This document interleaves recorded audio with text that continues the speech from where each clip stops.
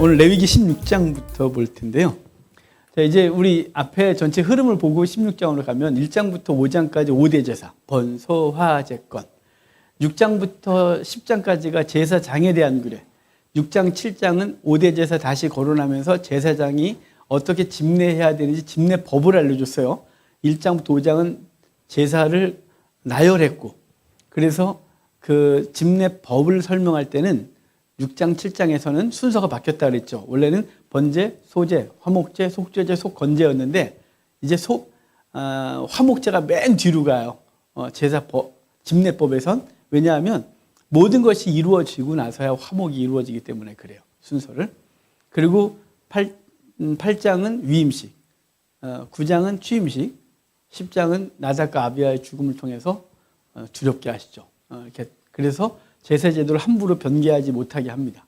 11장부터 15장까지는 정결례가 필요한 규례 또는 병에 대한 규례, 그래서 중심이 정결례에 있다 그랬어요.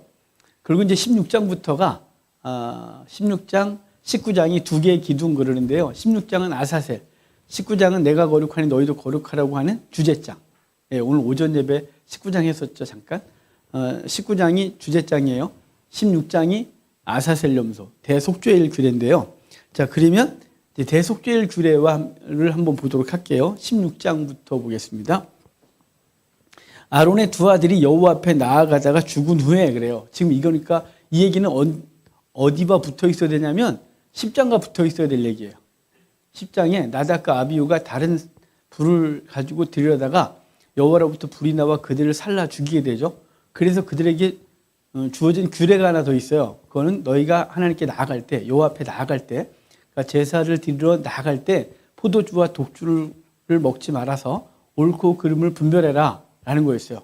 그러니까 나답과 아비후가 술 먹어서 정신을 못 차리고 이상한 물을 사용해서 죽은 거예요.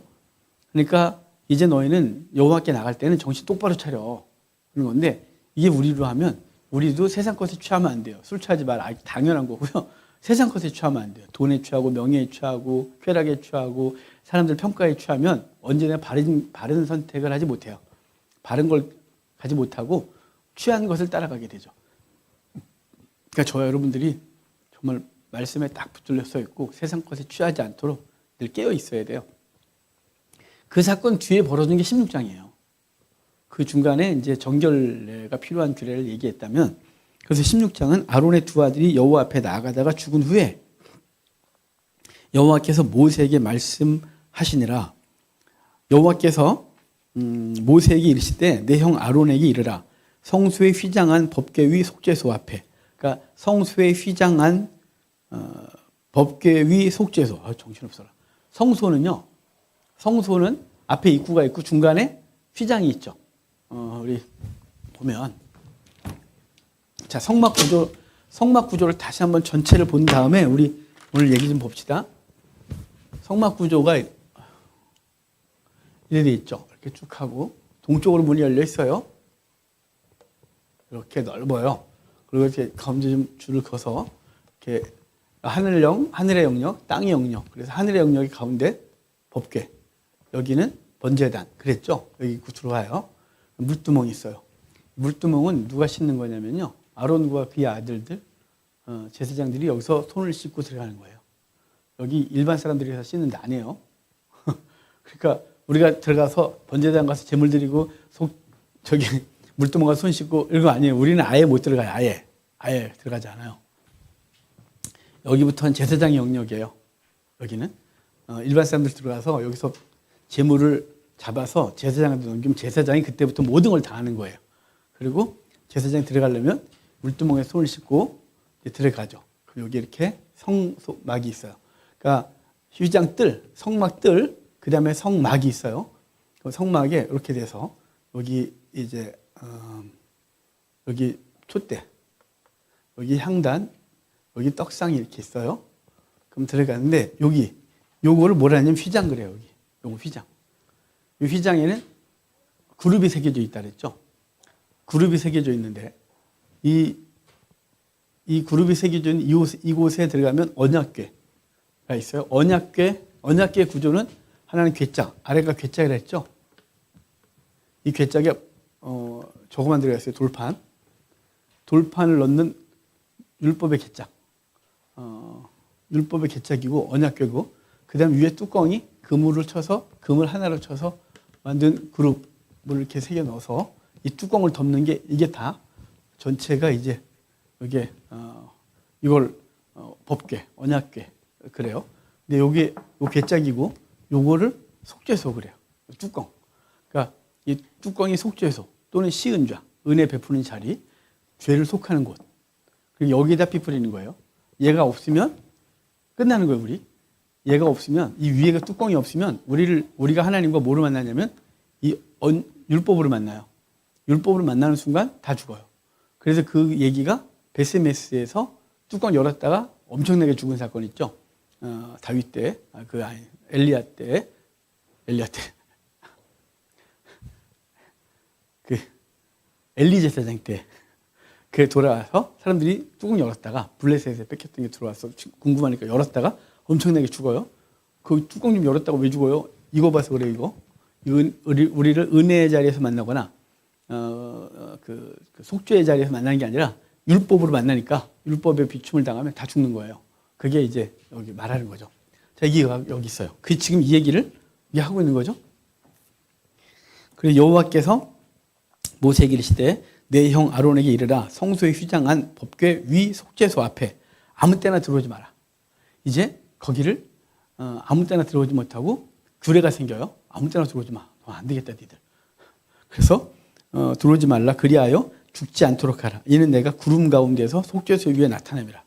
구름 가운데서 나타난다 이 말은 구름이 갖고 있는 구름, 연기가 동일한 의미를 갖고 있다 그랬죠. 하나님의 영광이에요.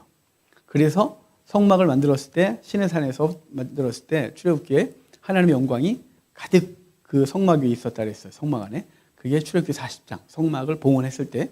그리고 이제 여기도 또 지성소 안에 구름이 가득했다 그러고 나중에 이제 성전 졌을 때 그때도 지성소에 하나님의 영광이 그때 연기가 가득했다 그래서 하나님의 영광이 가득한. 그리고 시내 산에서 하나님 만날 때 구름 가운데서 불 가운데서 만나요. 그러니까 늘 영광 가운데. 예수님이 변화산에서 주님 그 소리 들을 때 구름 가운데서, 예수님이 승천하실 때 구름에 가리워, 예수님이 재림하실 때 구름에 가리워, 구름과 함께 계속 구름이 등장하죠. 이 구름은 하나님의 영광을 상징해요. 그 하나님의 영광이 지금 언약궤 안에 있는 거죠. 그래서 그 하나님의 영광을 원래 이제 영광이 가득하는데 그것을 인위적으로 만들죠. 나중에는 계속 그 특별한 현상이 계속 있는 건 아니고 처음에 만들었을 때 그랬지만 그 상태에서 언약궤를 쫙 보고 그냥 보지 못하도록 그들이 들어왔을 때 성막의 성소, 지성소 안에는 빛이 없어요. 여기는 깜깜해요. 여기 안에는 깜깜해요. 정육면체예요. 여기가 이 안이. 그러니까 지성소는 정육면체로 만들어져 있어요. 그게 신약 성경의 새 예루살렘이 정육면체예요. 정육면체는 완전의 완전이라고 그랬죠. 이제 이스라엘 사람들의 사고방식에서 상징성에서 정사각형은 완전, 정사각형 정육면체 주사위처럼 그것은 완전의 완전한 하나님의 영광의 공간이 지성소고 그 지성소가 쫙 가서 뭐가 되냐면 새 예루살렘이 되는 거예요. 그래서 새 예루살렘은 정육면체예요. 정육면체. 그 전에는 정육면체의 공간이 없어요. 그거 외에는 지성소와 새 예루살렘 외에는 우리가 알고 있는 에스겔 성전은 정사각형이에요. 그러니까 바닥만 정사각형. 이게 공간이 위로 올라가면서 그냥 아니에요. 그러니까 에스겔 성전은 전 사각형을 해서 솔로몬 성전은 직사각형이었거든요. 솔로몬 성전은. 그런데 에스겔 성전 새롭게 만들어진 하나님의 그 상징적인 성전의 공간은 정사각형. 근데 그게 신약 요한계시록에 오면 정육면체. 아우 정신없어라. 정육면체와 정사각형이 계속 반복하는 거예요. 우리 성전과 관련돼서. 그러니까 지성소는 완벽한 공간이에요. 빛이 하나도 없지만.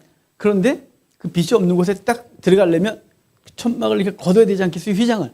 그 사이에 빛이 확 들어가겠죠? 그때 보면 안 된대요. 그것도 네가 부정하다. 네는 아직 부정해. 거길 네가 그냥 맨몸으로 왔다가 죽어. 그래서 보지 마. 그래서 안 봐야 돼서 하는 게 뭐냐면 후에 이제 향을 피워서 거기 넣어놓죠. 향을 피워서 성막 지성소 안에 넣어놓고 시간을 두면 연기가 꽉 찰 거니까. 그래서 하나님의 영광이 가득 찬 상태에서 들어가면 연기밖에 안 보이겠죠? 그 상태에서 더듬거리고 피를 그 시운자 속죄소에 뿌리고 나오는 거예요. 지금 그 얘기 하는 거예요. 16장이. 16장은 바로 대속죄일규례. 자, 대속죄일규례가요. 어떻게 되냐면 7월, 그러니까 우리 티슈리월 그러거든요. 이스라엘 절기가 민간력 7월인데 7월이 고대 중동 사람에게 신년이에요. 신년. 우리 태양력으로 하면 10월에서 10월 전후. 10월에서 11월. 이때가 고대 때 티슈리월 그러는데 그게 7월. 정신없어라. 자, 여러분 지금 정신없죠? 뭔 소리라는 거야? 자, 이걸 써드려야겠다. 자, 봅시다. 우리 태양력 갈게요. 태양력. 지금 우리 갖고 있는 달력. 1 보이시죠? 여기 이거 지우고 갈까요? 크게? 어차피 이거 지금 지우고. 이제 이 달력에 대해서 우리가 좀 헷갈리긴 해요. 왜냐면 걔네 지금 지네 달력하고 우리 달력하고 너무 다르니까요. 자, 1월 달부터 쓸게요. 1, 2, 3, 4, 5, 7, 8, 9, 10, 11, 10, 11, 12. 이제 지금 태양력이에요. 태양력인데 이스라엘은 이제 신년이 있겠죠. 신년. 이스라엘 달력이 언제부터가 1월 달이냐면 여기가 1월이에요. 1, 2, 3, 4, 5, 7, 8, 9, 10, 11, 12. 정신없다. 자, 이해가 되세요, 이거? 우리하고 달라요. 우리가 지금 현재 태양력이 여기고, 그 중동의 그들의 달력은 여기부터가 1월 달이에요. 3월, 4월이. 그리고 7월 달. 여기 7월, 10월, 9에서 10월이네. 10월이 티슈리월 그래요. 티슈리월. 이걸 니산, 아비벌 그리고 티슈리월 그러는데, 이때가 중동 사람들의 신년이에요. 그러니까 걔네는 지금 뭘 맞았냐면요. 추수 끝냈고, 지금 5월이죠. 지금 한참 보리 추수하고, 좀 있으면 밀 추수하려고 기다리고 있는 때가 중동 지금 현재. 여기에 지금. 우리 5월, 6월. 이제 밀 추수하기에 얼마 안 남았네요. 우리 오순절이 밀 추수 시작하는 거거든요. 우리 오순절, 성령 강림절. 이제 우리 6월 둘째 주인가.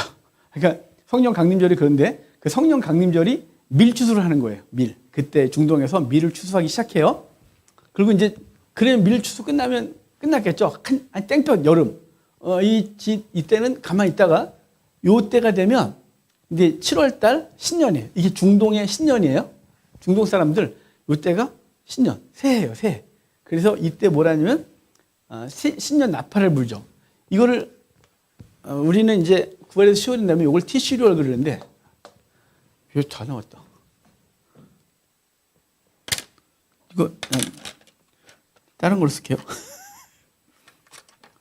제가 한 통 사다 놨어요. 저기. 괜찮아요. 빨리 다른 색깔 쓸게요. 여기 이거 티슈리월인데 이 티슈리월 7월 1일이 나팔절이에요. 로시 하사냐 그래서 로시가 머리란 뜻이거든요. 히브리어로 로시. 그래서 요거 머리 산꼭대기 로시 그래요. 로시 하사냐 그래서 신년 새해 첫날인 거예요. 이때가 되면 나팔을 불어요. 그래서 우리 종말을 얘기할 때 천군 천사가 나팔 분다 그러잖아요. 그래서 7월 달이 재림의 기간이 재림 달이라서 종종 메시아닉 주들은 이때 예루살렘에 가요. 왜냐면 예루살렘에 있어야 구원받기 때문이에요. 거기에. 그러니까 요즘은 그런 얘기가 좀 들어갔는데 몇 년 전에 한참 그래갖고 그때만 되면 성지수대가 난리 났었어요. 7월 달에 거기 간다고. 아니, 이 7월 달. 여기 9월, 10월. 하여간 요즘은 좀 잠잠해졌어요. 그때 실패해서. 온다는 때 안 오셨거든요. 유대인들이 온다고 했던 해가 있어요. 몇 년인지 기억이 안 나네요. 그거 옵니다 그랬는데 안 왔어요. 그래가지고 근데 물었죠. 제가 미국에 있는 목사한테 그것을 뭐라 그래? 그랬더니 내가 언제 온다 그랬냐. 말도 안 돼. 제가 책 내놓고 그 책 저한테 있어요? 지가 책 내놓고 언제 그랬냐. 하여간 거짓말들. 하여간 그런 거 자꾸 따지지 마요. 실수하니까. 그때 오는 게 아니고요. 티슈리얼이 갖고 있는 것은 상징성으로 예수님의 재림, 모든 인류를 추수하는 걸 상징하는 게 상징으로 해석을 해야지. 이걸 실제적으로 날로 따지기 시작하면 주님께서 나도 몰라, 아버지만 아셔 라고 했던 거에 대해서 우리는 알고 있는 것처럼 얘기하면 안 되는 거죠. 아무도 몰라, 나도 몰라, 아버지만 아신다 그랬는데 유대인의 달력 계산하니까 요때야. 이건 거짓말. 그날 오면 여러분 해마다 그때만 신앙생활하면 되지 뭘 걱정해요. 그러면 이게 요때쯤부터 올 때 됐어. 야, 회개하고 1년 12달 열심히 11달 열심히 놀고 야 이제 우리 한 2, 3일 좀 금식하면서 회개하고 자 준비하자고. 자 흰 옷 입고 이러면 되는 거잖아요. 이때 특별한 기간을 가지면서 얼마나 경건해요. 주님이 언제 오실지 모르는데 화장실도 좀 절제하고, 왜냐면 화장실 앉아있다 불름받으면 민망하잖아요. 이렇게. 그러니까 뭐 그런 거. 유대인들이 데살로니가 교회가 그랬어요. 데살로니가 전후서가 종말에 대한 얘기를 하는 거거든요. 걔네들이 예수님의 재림을 잘못 생각해서 곧 온다고 생각해서 옷도 못 벗고 자고 직장 생활도 그만뒀고 담임 선교하고 똑같아요. 화장실도 못 갔고 신발 다 신고 자고 주님이 오시면 그냥 가야 되니까 얼마나 이상했어요. 그걸 지금 2000년 동안 그런 거 따지는 사람이 여전히 데살로니가 교회처럼 그 짓을 하고 있는 거예요. 여러분 그러면 안 돼요. 이건 6월절이 예수님의 구원의 절기를 얘기를 한다면 오순절은 성령 강림을 통해 추수를 얘기를 하고 초막절은 하나님의 모든 것이 끝났을 때 대추수를 얘기를 할 때가 얘기를 하는 게 그거지. 그때 온다. 몇 년도 추수가 나팔절에 그 초막절에 오신다. 이 모든 것들은 사기예요. 그런 거 믿으면 안 돼요. 2000년 동안 그 짓을 계속 반복했거든요. 그러니까 절대로 믿지 마세요. 7월 1일이 나팔절이에요. 나팔을 불어요. 그리고 7월 10일 이때가 되면 뭐하면 우리 절기 또 있는데 그때 가서 전체 절기를 하고 요 7월 달만 할게요. 오늘 해당되는 거니까. 이게 대속죄. 발음이 이렇게 엉킴이. 나팔절이고요. 대속죄일 또는 대속죄절 그래요. 요즘 노력 많이 합니다 제가. 나팔절, 대속죄절 이해가 되시죠? 그 다음에 7월 15일 이게 초막절. 이 초막절 또는 장막절, 수장절 이렇게 돼요. 그러니까 7월 1일, 7월 10일, 7월 15일 그리고 이때부터 7일 축제를 벌여요. 15, 16, 17, 18, 19, 20, 21 21일까지가 7일 동안 초막절 축제를 지내고 22일, 7월 22일이 대축제일. 그러니까 7월 달은 신년 나팔절부터 해서 7월 달은 온통 신앙적으로 있는 달이에요. 그리고 7월 15일 회개하고 이때 금식하는 거거든요. 우리 지난 금요일 날 사도행전 하면서 사도 바울이 멜리데 도착했을 때, 멜리데 섬에 도착했을 때, 멜리데 말고 미항에 도착했을 때, 그 미항에 도착했을 때가 금식하는 절기가 지났다 그랬거든요. 7월 10일이 지난 거 이때가. 그 사도행전에서. 이때가 되면 지중해에 항해 금지령이 떨어져서 배가 항구에서 떠나면 안 되는 절기가 된 거예요. 4월 달까지. 2월 달까지. 그래서 이때부터 4개월 동안. 그러니까 약 요 정도까지는 배가 그 항구에서 떠나면 안 돼요. 왜냐면 다 난리가 나니까. 지중해 미친 바람 불어서 다 난리가 나니까. 근데 그때 이제 움직이다가 유로굴라를 만나서 아까 멜리데 도착하고 거기서 또 겨울을 지나고 이제 로마로 가게 되는 얘기가 벌어지죠. 거기 금식하는 절기라고 하는 게 7월 10일이에요. 7월 10일. 이때는 회개하죠. 이 7월 1일부터 7월 10일까지가 회개 기간이에요. 나팔을 빡 불면 그때부터 이스라엘은 1년 동안 지었던 죄를 회개하는 거예요. 1년 동안 지었던 죄 마음대로 살다가. 그러다가 하고 7월 10일 날 오늘 16장에 있는 이 예식을 진행하는 거예요. 아사셀 염소. 그러니까 먼저는 대제사장의 죄를 속하고 그 다음에 백성들의 죄를 속하는 염소를 잡는 이야기가 오늘 16장이에요. 16장 얘기하려고 이 배경 얘기 다 한 거예요. 그리고 이제 여기 신년이라면 이게 이제 신년이고 종교력 신년이 있어요. 이걸 민간력을 해요. 7월 달을 신년으로 생각하는 걸 모든 메소포타미아 사람들의 신년이 7월 달이에요. 요 7월. 우리는 9월에서 10월.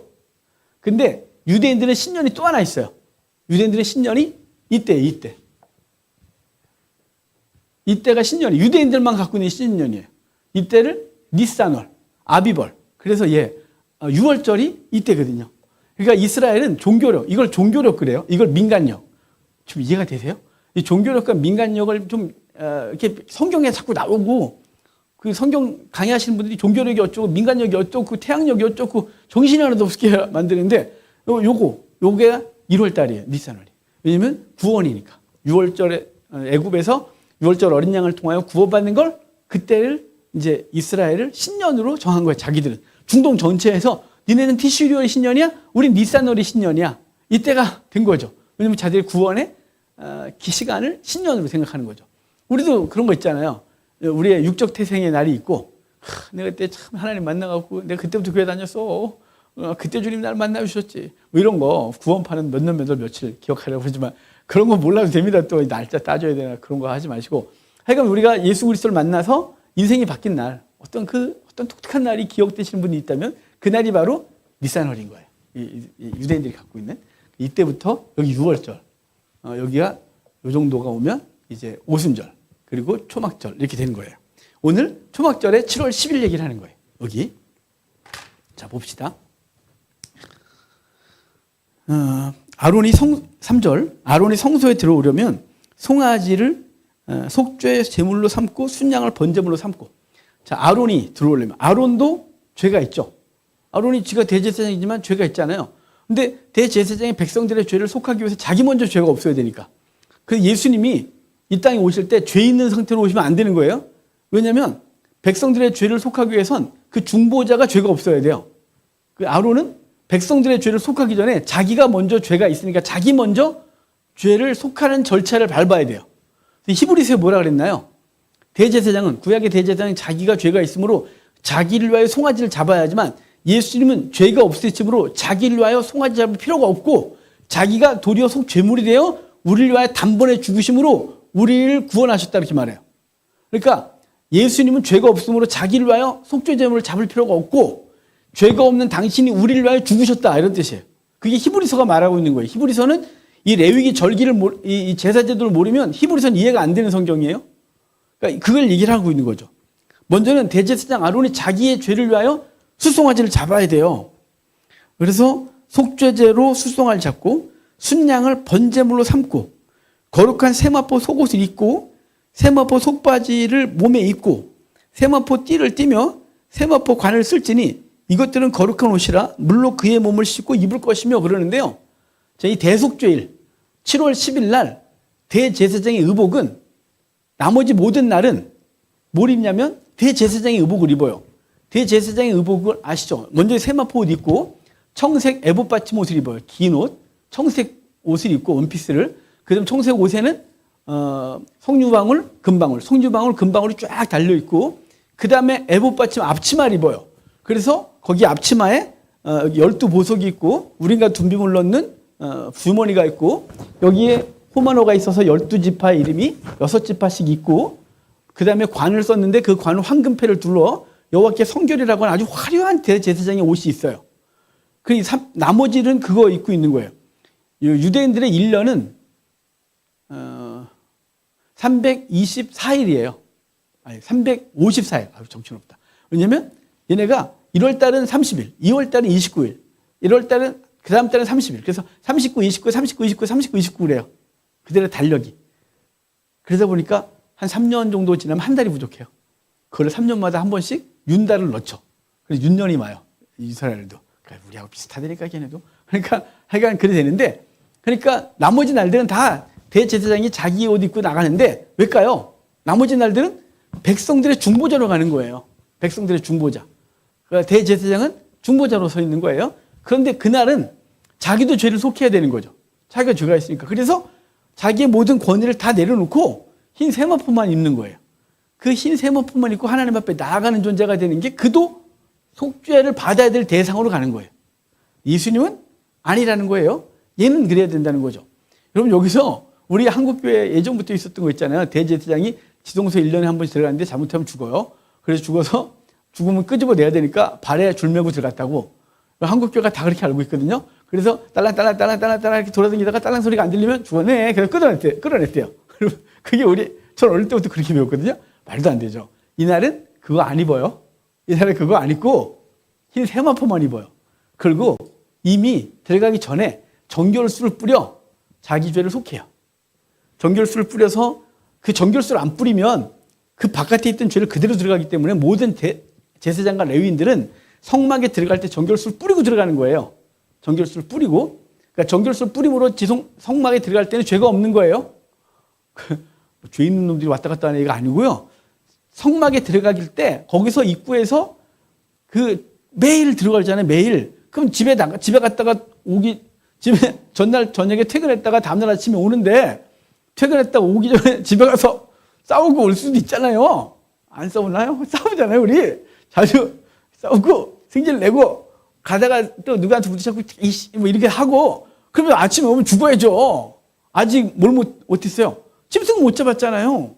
짐승 잡아드려 회개해야 되는데 그거 못하고 왔잖아요.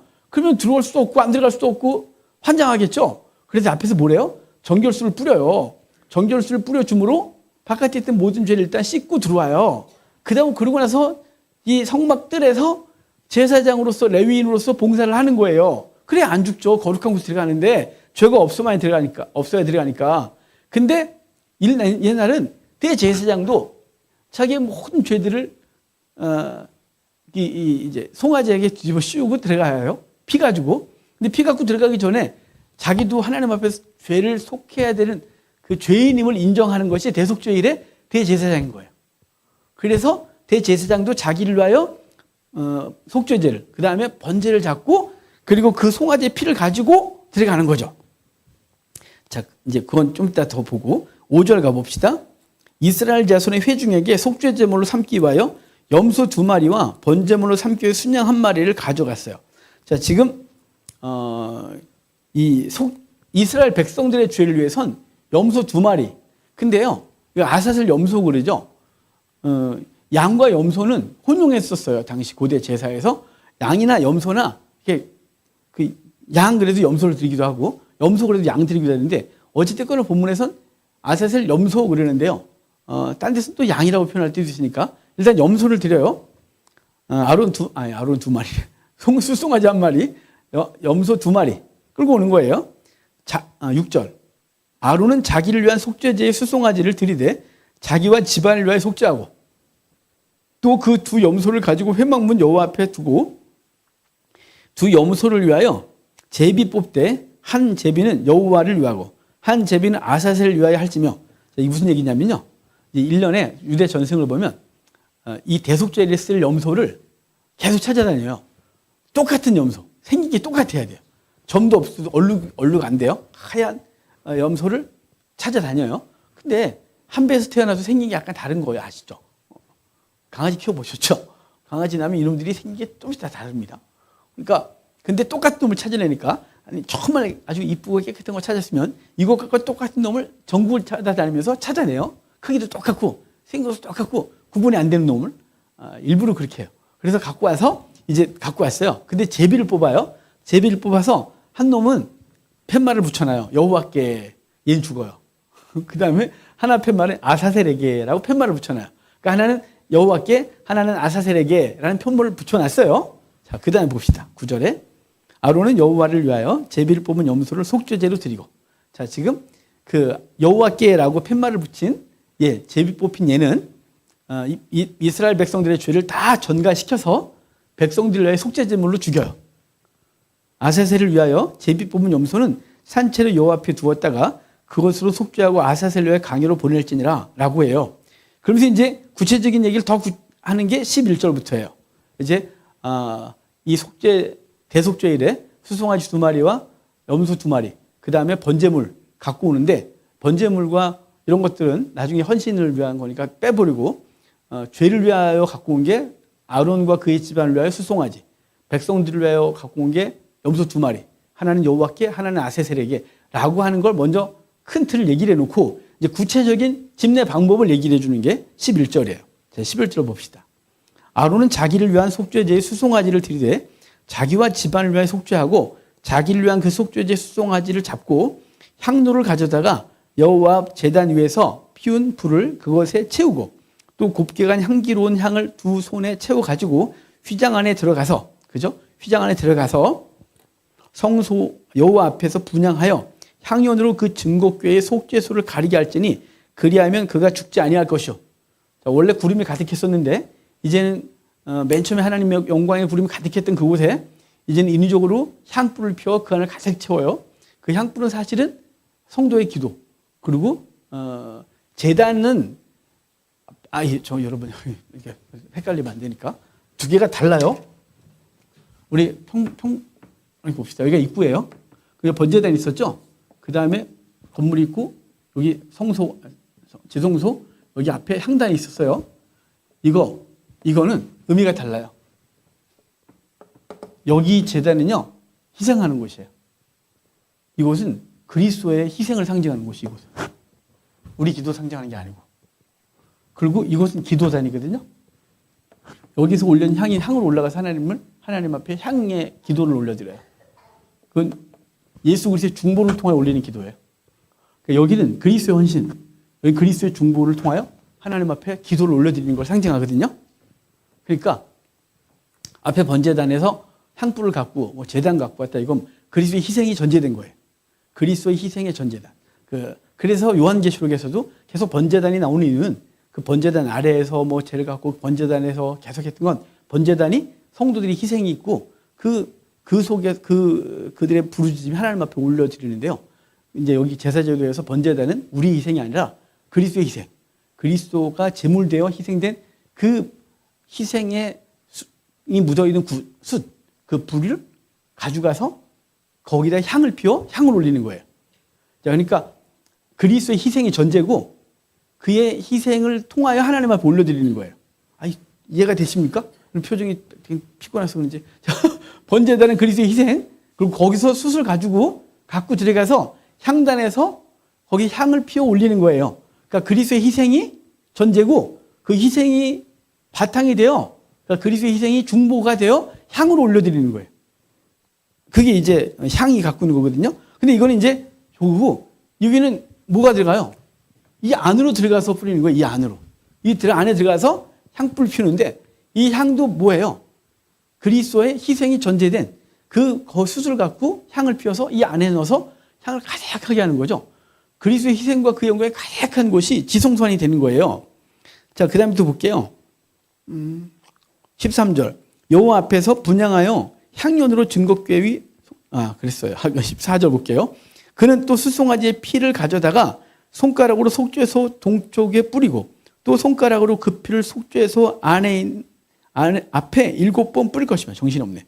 자, 동쪽에 뿌리고 속죄소 앞에 7번 뿌리고 뭘 갖고요? 원래 히브리서에 보면 그 대속죄일에 한 번 들어갔다 나온다고 되어 있는데 그게 아니고 1차라고 되어 있는데 그게 한 번이 아니고 하루예요, 하루. 근데 그러면 몇 회 들어가냐? 향불 피우러 들어가서 한 번. 그 다음에 대제사장의 죄를 속한 송아지의 피 가지고 한 번. 그 다음에 백성들의 죄를 속한 염소의 피를 가지고 한 번. 그 다음에 향 갖고 나오러 한 번. 그래서 4번 들어가요, 4번.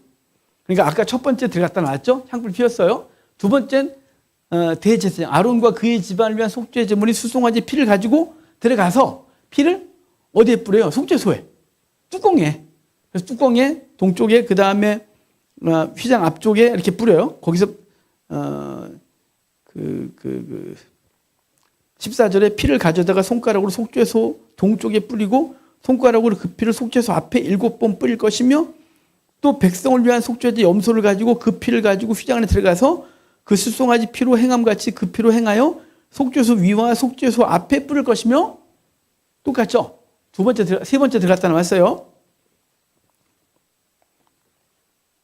곧 이스라엘 자손의 부정과 그들이 범한 모든 죄로 말미암아 지성소를 위하여 속죄하고 또 그들의 부정한 중에 있는 회막을 위하여 그같이 할 것이요 그가 지성소에 속죄로 들어가서 자기와 그의 집안과 이스라엘 온 회중을 위하여 속죄하고 나오기까지는 누군지 회막에 있지 못할 것이며 그는 여호와 앞 제단으로 나와서 그것을 위하여 속죄할지니 곧 수송아지 피와 염소의 피를 가져다가 제단 귀퉁이 뿔들에 바르고 정신없어라. 자, 일단 먼저는 향 피워드리고 아론과 그의 집안을 위한 죽인 송아지의 피를 가지고 그 지성소에 들어가 언약궤에 뿌리고 나온 다음에 아사셀 염소, 그러니까 여호와께 바쳐졌던 첫 번째 염소의 희생의 피를 가지고 들어가서 피를 똑같이 속죄소 시은자에 뿌리고 그리고 나와요. 그 다음에 18절에 보니까 이제 수송아지의 피와 염소의 피 남은 것들 많잖아요. 피가 한 방울 나오는 게 아니니까 그 엄청난 피들을 섞어요. 그래서 그 수송아지와 피와 염소의 피를 가져다가 제단 귀퉁이 뿔에 바르고 또 손가락으로 그 피를 그 위에 7번 뿌려 이스라엘 자손의 부정에서 제단을 성결하게 하고 이제 그 언약궤 성결하게 하고 그 다음에 여기를 성결하게 하고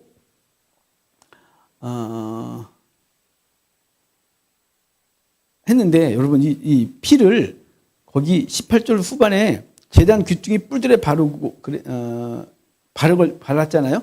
이걸 나중에 그 피들을 다 어떻게 하냐면 제단 귀퉁이에다 부어서 밑에 이게 땅에 흡수하게 되는 거예요. 배단 불에 태우는 게 아니라 이 피는 그래서 백성의 죄를 위한 속한 염소의 피, 대제사장을 위한 죽은 수송아지의 피 이거를 갖다가 다 번제단에다가 뿌리는 거예요. 뿌리고 그 다음에 부어서 거기에 끝내는 거예요. 피는 다 하나님 앞에 드린 걸 상징하는 거예요. 그러니까 그리고 그 제단도 거룩하게 해서 백성들이 이제 거기에서 희생제물을 드릴 거니까 그 제단도 거룩하게 하고 20절 그 지성소와 회막과 제단을 위하여 속죄하기를 마친 후에 살아있는 염소를 들이대 그래요. 자, 아론은 그 두 손으로 살아있는 염소의 머리에 안수하여 자, 살아있는 염소는 아까 아사셀에게라고 팻말이 붙어있던 염소예요. 염소의 머리에 안수하여 이스라엘 자손의 모든 불의와 그 범한 모든 죄를 아뢰고 그 죄를 염소의 머리에 두어 미리 정한 사람에게 맡겨 광야로 보낼지니 염소가 그들의 모든 불의를 지고 접근하기 어려운 땅에 이르거든 그는 그 염소를 광야에 놓아라. 그래서 이 광야에 보내는 걸 아사셀에게 그래요. 아사셀이 아사셀이 어떤 인격이 아니라 아사셀은 보냄받았다 이런 뜻이라서 그 형벌을 멀리 보낸 걸 말하는 거예요.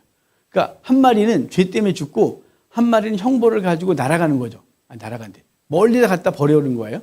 이건 우리가 지난주에 정결례 할 때 두 마리 새, 한 마리는 그 사람의 부정을 갖고 죽고 한 마리는 그 사람의 부정 때문에 주어졌던 형벌. 이 부정하면 죽는 거니까 형벌을 새에 뒤집어 씌워 새가 멀리 날아가는 거죠. 걔가 피범벅이 됐잖아요. 날아가서 다시는 형벌이 있지 않은 걸 상징하는데 이 아사셀도 똑같은 거예요. 한 마리는 죄 때문에 죽고 한 마리는 형벌을 가지고 멀리 광야에서 광야에 보내는데요. 광야에서 죽으라고 보낸 거예요. 근데 이스라엘 역사에서 한 번 돌아온 적이 있었대요. 난리가 나서서 그 다음부터는 지금 요단강 계곡 그쪽으로 가서 거기에 아사셀 산이라고 있는데 거기서 떨어뜨려 죽여버려요. 그러니까 바위가 뾰족뾰족 이렇게 나 있는 그 낭떠러지에서 떨어뜨려 죽여요. 왜냐하면 걔가 돌아오면 안 되니까. 그래서 고대 때 그 산에서 그들 이 대속죄 규례를 할 때 떨어뜨려서 죽여서 형벌이 돌아오지 못하도록 했어요. 자, 그런 얘기를 해놨고 23절 볼까요? 요 다음에 요거까지 해놓고 하나 봅시다. 우리 시편에 보면 우리의 죄가 동에서 서가 먼 것 같이 이런 표현이 있죠. 저번에 언제 했었는데 또 수요일 날 했나? 금요일 날 같은 데 했나요? 동이 서에서 먼 것 같다라고 표현할 때 이게 지금 동에서 서가 멀다. 이게 무슨 뜻일까요? 여러분 기준점이 있으면 이게 말도 안 되는 거죠. 동에서 서가 멀다. 뭐 이상하잖아요. 아니 몇 표야? 10cm도 안 돼. 뭐 이렇게. 이상하죠? 이게 이스라엘이 갖고 있는 문화예요. 자, 이스라엘은 지금 이 아사셀 염소가 어디로 가냐면 동쪽으로 가요. 동쪽으로. 그러니까 얘는 어디서부터 멀어지냐면 서쪽에서부터 멀어지는 거죠. 지금 예루살렘 성전에서 아사셀 염소는 동쪽으로 가거든요.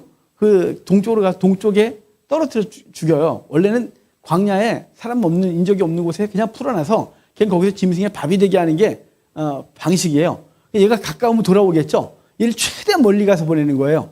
최대한 멀리 가서 보내다가 죽여버렸죠. 그러니까 이게 뭐냐면 동에서 서가 먼 것 같이는 서에서 동이 먼 것 같이는 지금 형벌이 멀리 간 것처럼 이스라엘이 대속죄일에 이 예루살렘과 그리고 이 죄를 가지고 간 아사셀이 멀어지는 것처럼 주님께서 우리의 죄를 그렇게 없앴다는 거예요.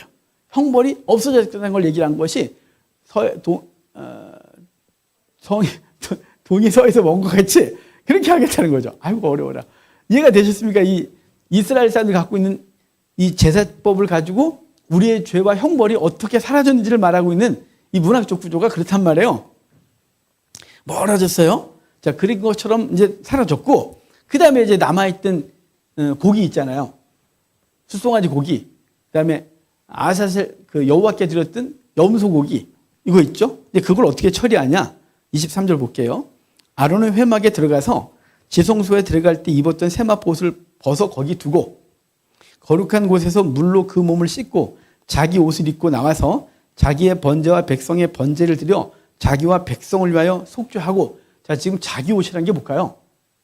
평소에 뭐 청바지? 양복? 이런 거 아니죠? 대제사장 옷. 자기 옷이에요. 그러니까 이제 자기도 이제 자기의 죄를 위해서 끝냈잖아요. 근데 이제는 뭘 해야 돼요? 대제사장으로서 그 역할을 감당해야 되니까 이제 대제사장의 옷을 입으라는 거예요. 그래서 입고 거룩한 곳에서 했고. 자, 25절. 속죄 제물의 기름을 제단에서 불사를 것이요. 자, 아까 피도 거기다 부었어요. 그 다음에 기름도. 그러니까 피와 기름이 상징하는 바는 생명이라 그랬죠. 그걸 하나님 앞에 드려 태워드리고, 염소를 아사셀에게 보낸 자는 그 옷을 빨고 물로 그의 몸을 씻은 후에 진영에 들어갈 것이요. 이 사람 왜 그렇게 정결을 해야 되는 걸까요? 형벌하고 자기가 계속 갔잖아요. 형벌 꾸고 계속 가면서 형벌과 계속 접촉이 일어났어요. 이게 부정해졌거든요. 그러니까 이 부정을 갖고 들어오면 얘는 형벌하고 접촉이 있었으니까 이게 부정이에요. 그래서 그런 존재는 물로 씻고 옷 벗고 물로 씻고 들어오라는 거예요. 자, 27절. 속죄제 수송아지와 속죄제 염소의 피를 성소로 들여다가 속죄하였은즉 그 가죽과 고기와 똥을 밖으로 내다가 불사를 것이요. 가죽, 고기, 똥. 이걸 다 바깥에 태우는 거예요. 이거는 먹는 거 아니에요. 다 태워드리는 거예요. 이건 번제단에서 태워드리지 않아요. 번제단에서 태워드릴 때는 여호와께 향기로운 냄새내라 그리 돼 있거든요. 번제나 뭐 이런 것들을. 그런데 이건 특별히 두 개. 대제사장의 죄를 속한 수송아지의 제물. 그 다음에 백성들의 죄를 속한 이 염소의 제물은 제단에서 태우지 않을 뿐만 아니라 바깥에 가서 태우는데 향기로운 냄새가 아니에요. 이건 악취예요, 악취. 모든 더러운 걸 다 갖다 태운 거니까. 그래서 이거는 진영 바깥에서 다 태우는 거예요. 똥까지, 가죽까지 다. 그러니까 이 진영 바깥으로 가져갔다는 게 뭐냐면 우리가 잘 아는 대로 히브리서 12장에 예수 그리스도가 우리의 치욕을 짊어지고 영문 밖으로 나가서 죽었다 그래요. 바로 예수님이 십자가를 지고 골고다 언덕 가서 죽죠. 이 골고다 언덕이 성 바깥이거든요. 성 바깥은 부정한 곳이에요. 그 부정한 곳에서 죽었는데 그걸 뭐를 성취하는 거예요? 이 대속죄일에 백성들의 죄를 속한 이 제물, 이 제물은 더러워서 제단에 태울 수가 없고 진영 바깥에 그 똥 버리는 곳에 가서 그곳에서 모든 걸 태워버리는 것이에요. 예수 그리스도가 우리의 죄를 짊어지고 부정해줬기 때문에 그분은 성 안에서 죽지 못하고 성 바깥에 가서 죽었고, 그래서 그 죽은 걸 보면서 우리도 그의 치욕을 짊어지고 영광의 성이 아니라 영문 밖으로 나가서 죽자. 이게 히브리서 저자가 우리에게 말해주는 거예요.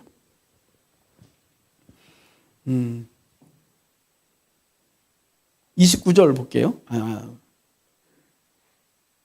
29절. 너희는 영원히 이 규례를 지킬지니라.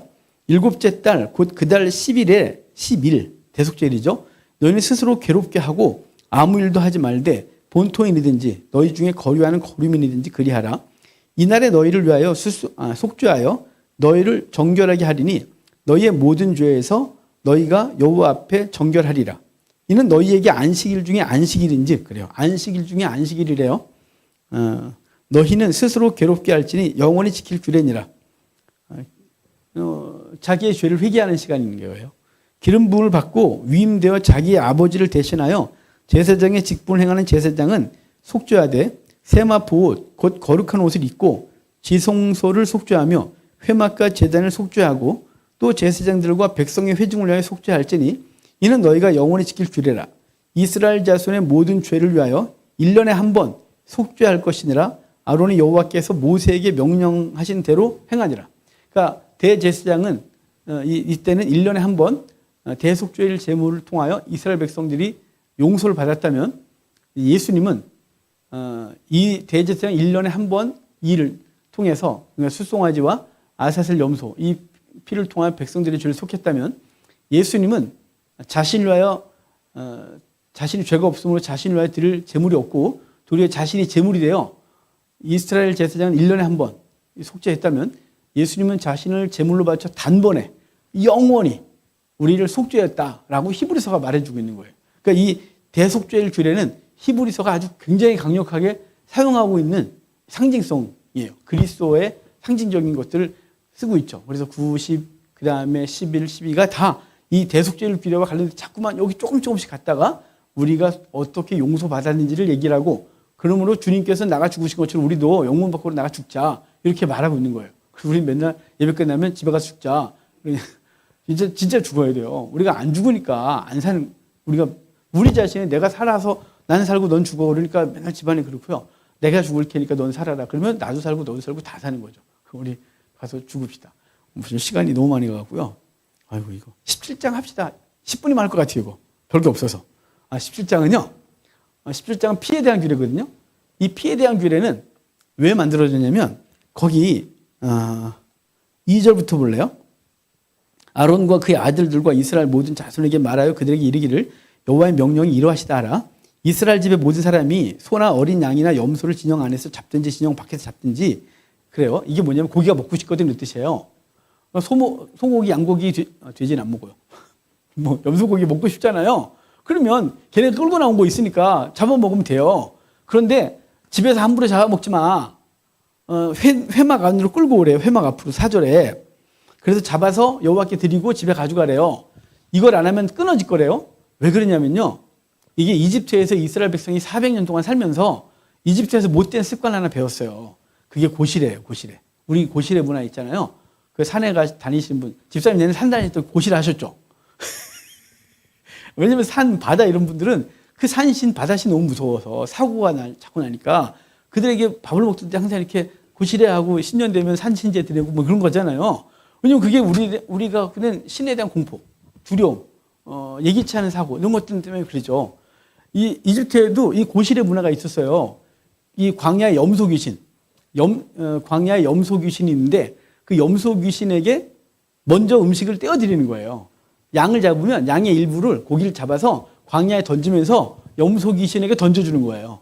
그러면 이제 그게 제물을 드리고 우리가 먹는 거거든요. 그리고 400년 동안 이스라엘 백성들이 이집트 문화를 접했어요.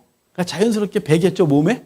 그러니까 뱄으니까 광야에 나와서 고기를 먹을 때 이게 습관이 되게 무서운 게요. 아니 아마 잘 모르겠지만 집사님은 아니지만 산에 다니신 분이 교회를 다녀도 그냥 뭐 신앙생활 그냥 대충 하시는 분은 산에 가면 또 습관적으로 어릴 때부터 산 사람이었으면 뭐시래라고 우리가 분위기 그리고 배를 타시면 이렇게 하겠죠? 뭐 이것도 좋고 저것도 좋고 이신도 기쁘고 나도 기쁘고 뭐 이런 거 있잖아요. 그런 거 이스라엘 백성이 나와갖고 고기를 먹으려고 하다가 자기도 모르게 광야에다가 염소귀신에게 던져주고 음식을 먹으면 이들은 자연스럽게 우상숭배를 하는 거잖아요. 그러니까 주님께서 그들의 문화를 끊어놓으시는 거예요. 그래서 거기다 하지 마. 갖고 와서 회막 앞에서 잡고 귀신에 주니? 아니 제사장에게 줘.